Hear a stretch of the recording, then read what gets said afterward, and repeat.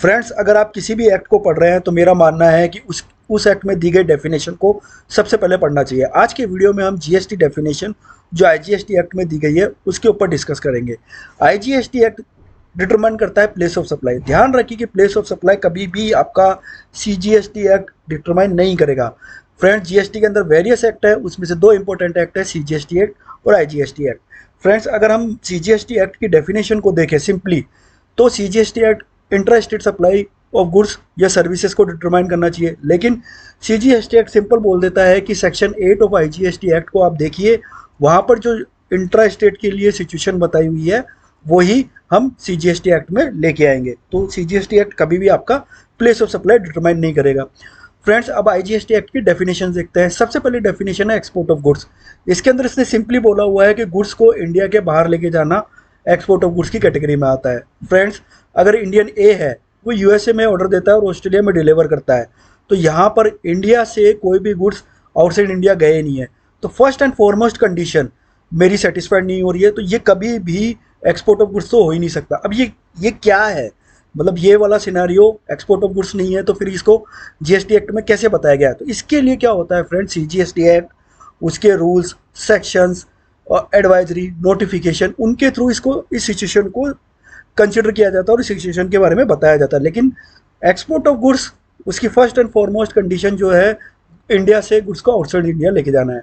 अब वो 90 दिन में लेके जाना है, वो पेमेंट जो है वो मेरे कितने दिन में आना है, ये बाकी सेक्शन वैक्शन रूल्स बताएंगे, लेकिन जो एक्सपोर्ट ऑफ गुड्स की फर्स्ट एंड फॉरमोस्ट कंडीशन है वो यहाँ पर डिटरमाइन हो गई। इसी तरीके से एक्सपोर्ट ऑफ सर्विस, अब यहाँ पर 5 कंडीशन सेटिस्फाइड करनी पड़ती है।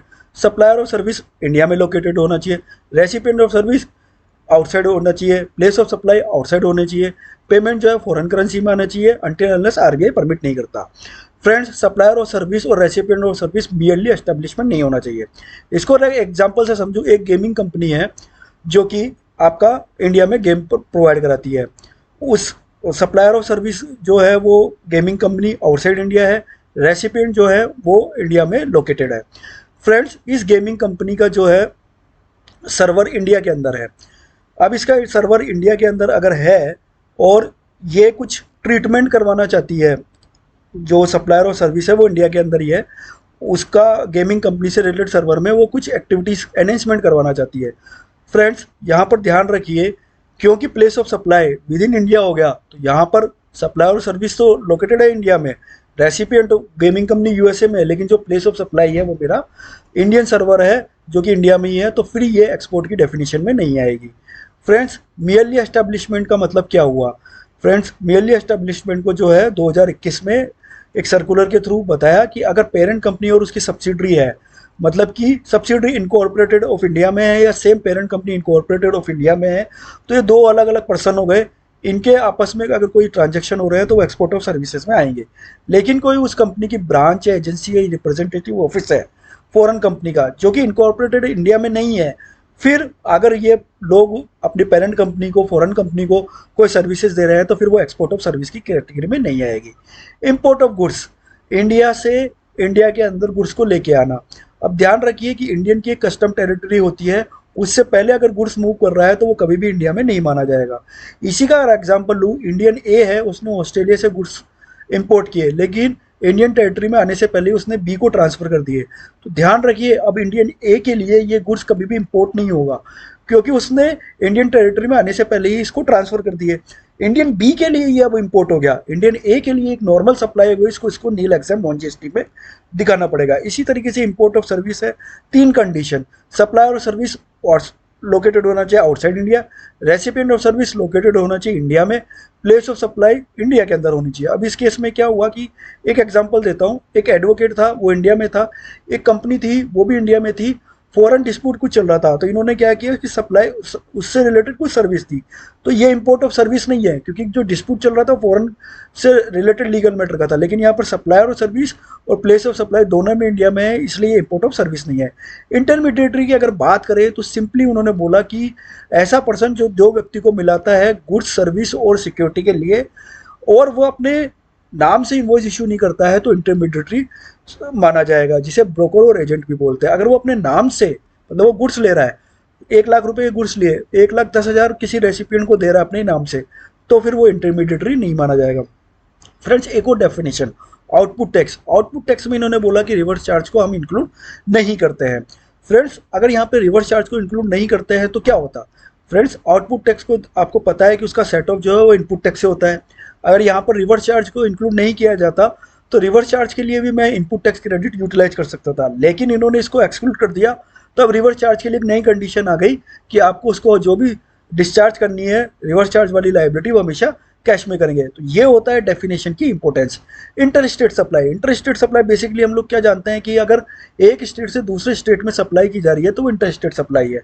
फ्रेंड्स बराबर है, इसमें इन्होंने गुड्स इंपोर्ट को बोल दिया कि इंटरस्टेट सप्लाई है। अब यहाँ पर विद इन इंडिया की बात नहीं हो रही लेकिन बाहर से मंगा रहे हैं, तो उन्होंने बोल दिया कि अगर आप गुड्स या सर्विसेज इंपोर्ट कर रहे हो तो वो इंटरस्टेट ही है। इसी के साथ साथ इन्होंने बोल दिया, कुछ जनरल इन्होंने डेफिनेशन दी कि अगर सप्लाई लोकेटेड है in India, place of supply outside India है, मतलब एक्सपोर्ट की बात कर रहे हैं, तो वो भी इंटरस्टेट ही माना जाएगा। फिर जैसे कि स्पेशल इकोनॉमिक जोन डेवलपर और स्पेशल इकोनॉमिक जोन यूनिट, अगर डीटीए उनको देता है या वो डीटीए को देती है, हमेशा इंटरस्टेट सप्लाई ही मानी जाएगी। अगर कोई टेक्सटाइल टेरिटरी को डिटरमाइन नहीं कर पा रहा है तो फिर, और वो इंट्रा स्टेट में भी डिफाइन नहीं है, तो फिर वो इंटरस्टेट मानी जाएगी। अब फ्रेंड्स इनके एक्सेप्शंस देखते हैं। अभी हमने क्या बोला कि सप्लायर ऑफ सर्विस मेरा महाराष्ट्र में है और रेसिपिएंट जो है मेरा दिल्ली में है, तो ये इंटरस्टेट आ गई। लेकिन अगर सप्लायर ऑफ सर्विस महाराष्ट्र में है और जो सप्लायर ऑफ गुड्स जो है महाराष्ट्र में है और जो सप्लायर को ऑर्डर दे रहा है वो भी महाराष्ट्र में है लेकिन रेसिपिएंट दिल्ली में है, तो ये बिल टू शिफ्ट मॉडल आ गया। यहाँ पर जो ऊपर हमने डेफिनेशन देखी थी उसके एक्सेप्शंस आने स्टार्ट हो गए।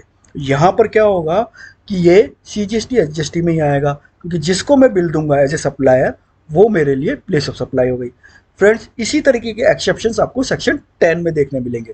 अब सेक्शन बता रहे हैं कि इनके एक्सेप्शंस क्या है।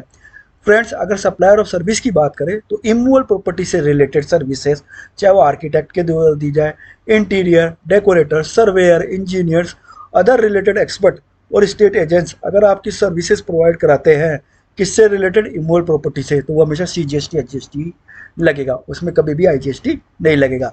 ये अब एक्सेप्शंस आना स्टार्ट हो गए। इसी तरीके से अगर आप कोई लॉजिंग अकोमोडेशन लेते हो related to hotel, marriage, reception, matters related, official hostel, तो उसमें हमेशा CGST SGST लगेगा। फ्रेंड्स अगर कोई रेस्टोरेंट है, कैटरिंग सर्विस है, personal grooming, fitness, beauty treatment, health service including cosmetic and plastic service, तो जहाँ पर ये एक्चुअल में सर्विसेज परफॉर्म की जा रही है वो आपका प्लेस ऑफ सप्लाई होगा। फ्रेंड्स अगर ट्रेनिंग एंड परफॉर्मेंस से रिलेटेड है तो अगर सामने वाला जो रेसिपिएंट है वो रजिस्टर्ड पर्सन है तो लोकेशन ऑफ सच पर्सन, और अगर वो रजिस्टर्ड पर्सन नहीं है तो जहाँ पर एक्चुअली सर्विसेज परफॉर्म की जा रही है। तो ये एक्सेप्शंस बताए जा रहे हैं। कहाँ पे बताया जा रहा है? IGST एक्ट में ही। कब CGST SGST होना चाहिए, कब IGST एक्ट डिटरमाइन कर रहा है, CGST का कोई रोल नहीं आ रहा। इसी तरीके से जो admission of culture, artistic, sporting, scientific, education इत्यादि में होता है वो भी इसी तरीके से डिटरमाइन की जाती है। अब हम बात करते हैं सेक्शन 17 की, जीरो रेटेड। फ्रेंड्स यहाँ पर ध्यान देने की वाली बात है, जीरो रेटेड मतलब इन्होंने बता दिया कि एक्सपोर्ट ऑफ गुड्स और सर्विसेज, और अगर आप सप्लाई ऑफ गुड्स और सर्विसेज दे रहे हैं ऑथराइज्ड ऑपरेशन के लिए स्पेशल इकोनॉमिक जोन और स्पेशल इकोनॉमिक जोन यूनिट को, यही जीरो रेटेड है। कई बार अभी भी कंफ्यूजन रहता है कि नील एग्जाम नॉन GST मतलब जीरो रेटेड, नहीं। एक्सपोर्ट ऑफ गुड्स और सर्विस और एक्सपोर्ट सप्लाई ऑफ गुड्स और सर्विस किसको? SEZ को। फ्रेंड्स यहाँ पर एक चीज़ ध्यान रखिए, जो SEZ यूनिट और डेवलपर है, अगर वो DTA को, डोमेस्टिक सप्लायर को खुद देता है सर्विसेज, तो वो जीरो रेटेड में नहीं आएगी, लेकिन वो इंटरस्टेट माना जाएगा। जीरो रेटेड में फ़ायदा क्या होता है कि सेक्शन 17 जो कि इनएलिजिबल क्रेडिट को डिटरमाइन करती है उसको छोड़ दो। अगर आपका आउटपुट्स मतलब गुड्स और सर्विसेज जो आप सप्लाई कर रहे हो SEZ को, एक्सपोर्ट कर रहे हो, वो नील एग्जाम नॉन GST की कैटेगरी में भी है, तब भी आपको जो है इनपुट टैक्स क्रेडिट का बेनिफिट मिलेगा। इसी के साथ साथ जैसे मैंने बोला कि अब एक्सपोर्ट कर रहे हो, SEZ कर रहे हो, तो इसमें ऑप्शन आएंगे कि with payment, without payment, with payment, without payment to letter of entity. तो ये सब आपको सेक्शंस में मिलेंगे, CGST एक्ट के सेक्शंस में। सेक्शंस, रूल, नोटिफिकेशन, सर्कुलर, इन सबको डिटरमाइन करते हैं। लेकिन अगर एक्सपोर्ट ऑफ गुड्स है तो इंडिया से इंडिया के बाहर जाना चाहिए, फर्स्ट एंड फॉरमोस्ट कंडीशन हो गई जो डेफिनेशन में मिलती है। इसी वीडियो को कंटिन्यू करेंगे आगे। टिल देन जय हिंद, जय भारत, धन्यवाद।